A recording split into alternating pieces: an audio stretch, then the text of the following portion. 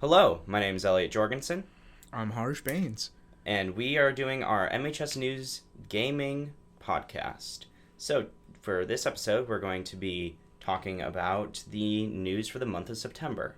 So, in the month of September, there's been a Nintendo Direct It's Sony State of Play. and Tokyo Game Show. So, we're going to start with Nintendo Direct, which was the first to happen. So, the headliner of the Direct at the beginning was the new Fire Emblem game, Fire Emblem Engage. So, I found this one interesting. It's kind of interesting because they leaked this game out. We saw it a few months ago, and I personally thought it was a late 2023, summer 2023 game, and it's coming out in January. I think the return to like a more like Persona style, over the shoulder type camera in Fire Emblem could be interesting. That return to form is something that like I think I personally have been looking forward to in Fire Emblem, because like over the years I think like I'm not a huge Fire Emblem fan, but I just think the game's like lore and like story looks interesting. It's definitely like atypical of like other Japanese RPGs. So I think a gameplay style that like more typically fits my tastes might bring me back into the franchise, so to speak. Yeah, I think it's interesting.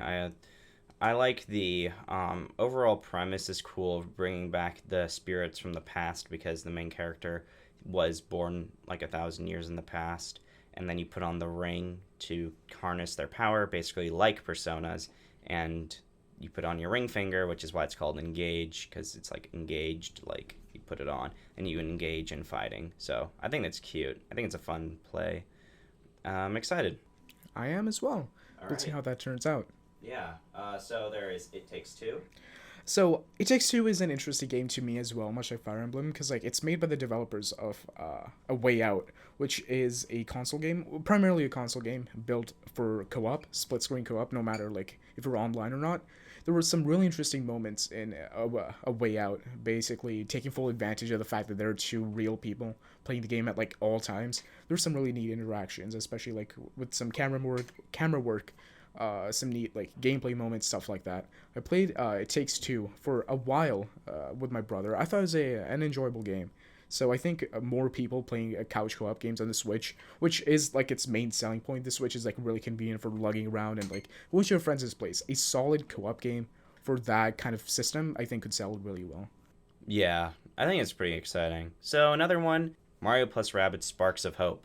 It is a new game following up on 2017's Mario plus Rabbids Kingdom Battle. It changes the gameplay to make it more of a walking around instead of a grid based, but it's still like a circle of movement. It's a tactical RPG similar to XCOM and anything like that.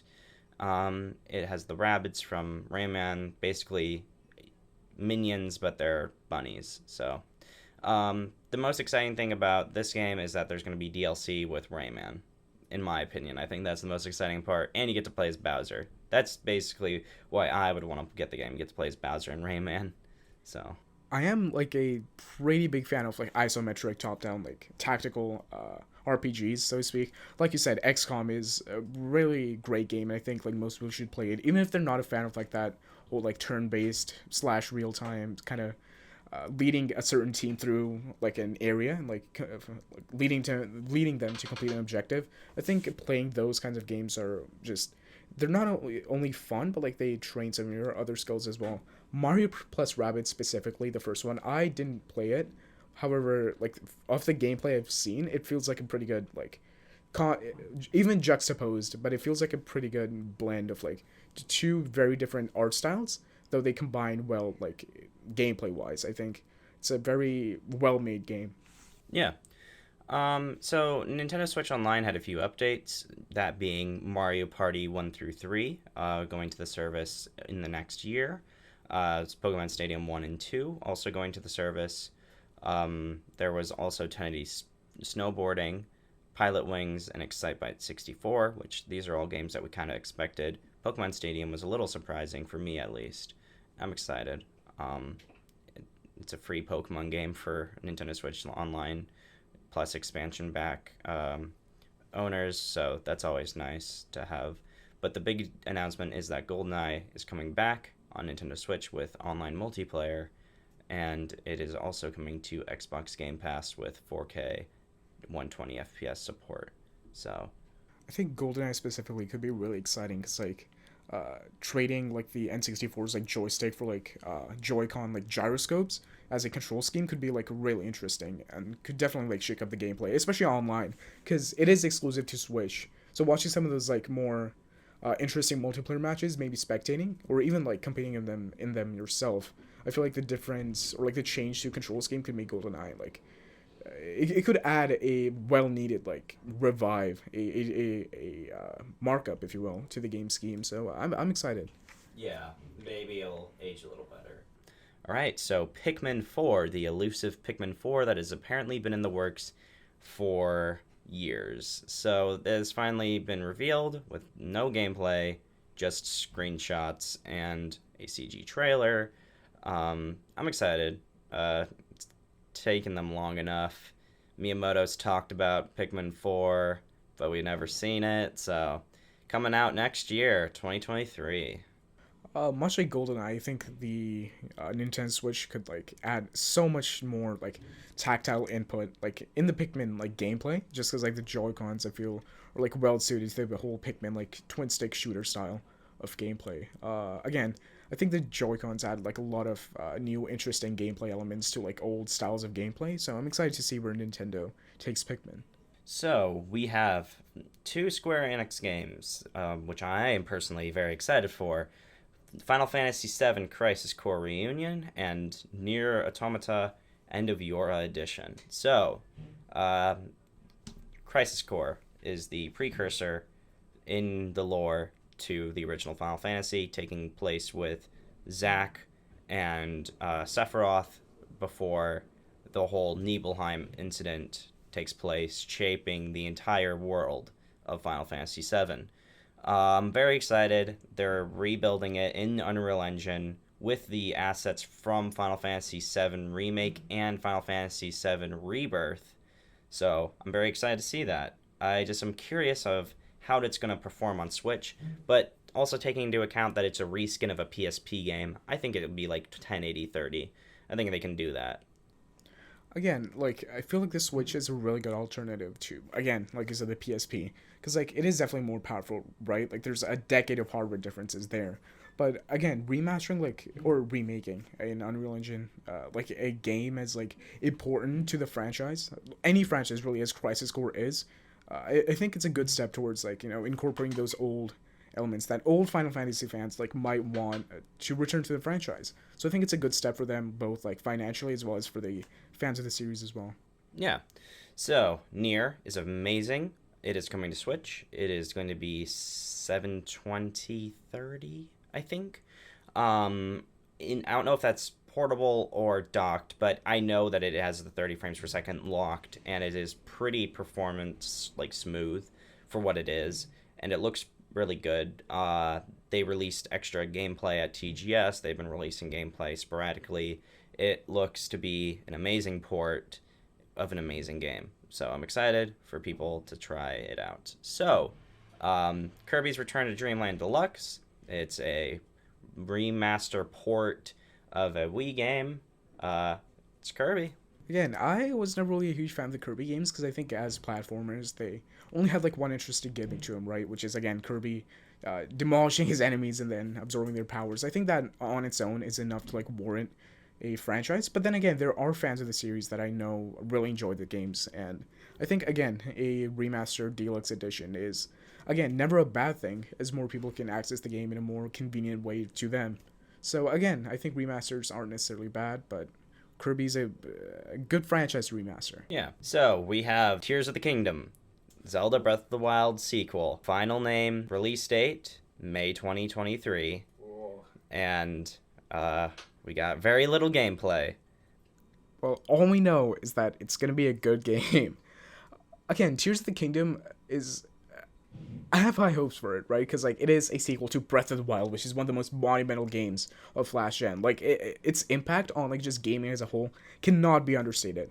But a sequel to top that, I feel like is a task that's not easily accomplished. Many people point to like maybe Final Fantasy VII is like the ultimate remake, or not remake, but like ultimate sequel to the games that came before it, because they improved them both gameplay wise, art direction, plot, writing, stuff like that. I personally point to Uncharted 2 as the perfect sequel to Uncharted 1. But then again, I feel like a sequel to a game as arguably to me perfect as Breath of the Wild is, I don't think it's the best idea. I feel like trying something else different with Zelda might have been an interesting take on the franchise, but I'm still excited to see where Tears of the Kingdom goes. I honestly think that they are going to be taking it in a different direction because it has taken like 6 years of development. It has been in development longer than Breath of the Wild itself. Because if you think about it, Breath of the Wild is Zelda for the Wii U.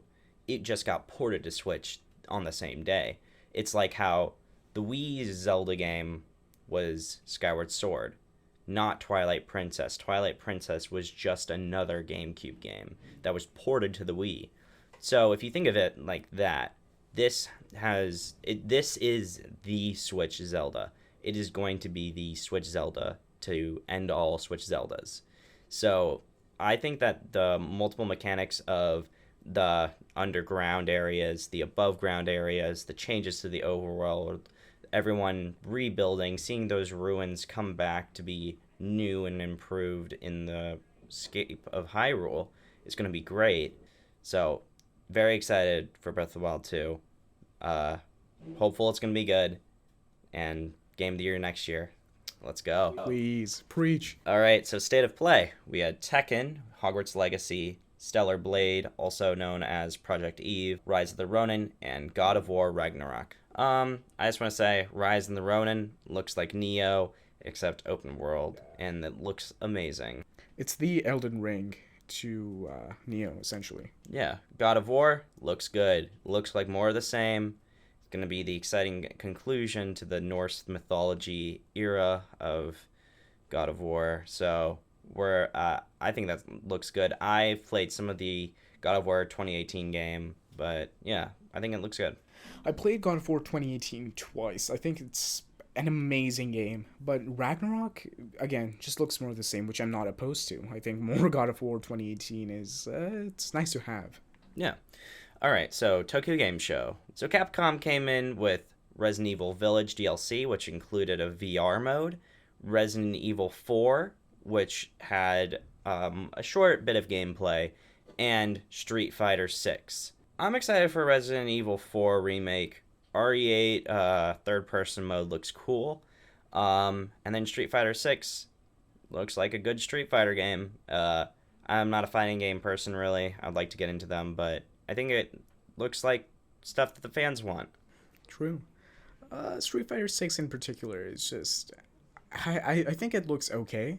The actual like gameplay elements of it look like normal. I'm definitely way more excited for Tekken 8 than I am Street Fighter 6. All right, so Sega, Persona 5 The Royal, or in the West, Persona 5 Royal, coming to the Switch and modern platforms. Very excited. Excited. Already have it pre-ordered. Then Sonic looks good. Question mark? I mean, it is a bit dicey on like what the gameplay would involve. I mean, Sonic open world. What can you expect, really? It's we have a general semblance of what the game might be, but on the other hand, I do think Frontiers is there's a lot of mystery surrounding like the actual like content of the game and what Sonic's trying to accomplish. If he's just like exploring the frontiers, so to speak, or if there's something more involved. But I'm not exactly as excited for Frontiers as I thought I would be. But I think, as always, we should give the game a chance and wait for it to come out before we make any premeditated judgments. Speaking of judgments, the Judgment Collection for PC. Oh my god. Anything Yakuza, God. So there's a lot of background knowledge to why the Judgment Collection didn't come on PC. That's not important. What is important is that everyone on Steam can now play Judgment. It's Yakuza, but it's Ace Attorney. So, I mean, I don't really know what you want. Judgment is an amazing game. I feel like literally everyone should play Judgment. Yeah, I think that's all we got. That is all we got, yeah. Thank you for joining me. Thank you for having me. If you want us to cover any of these games, please let us know. And subscribe to MHS News and follow us on Instagram at YourMHSNews. We will see you sometime soon. Goodbye.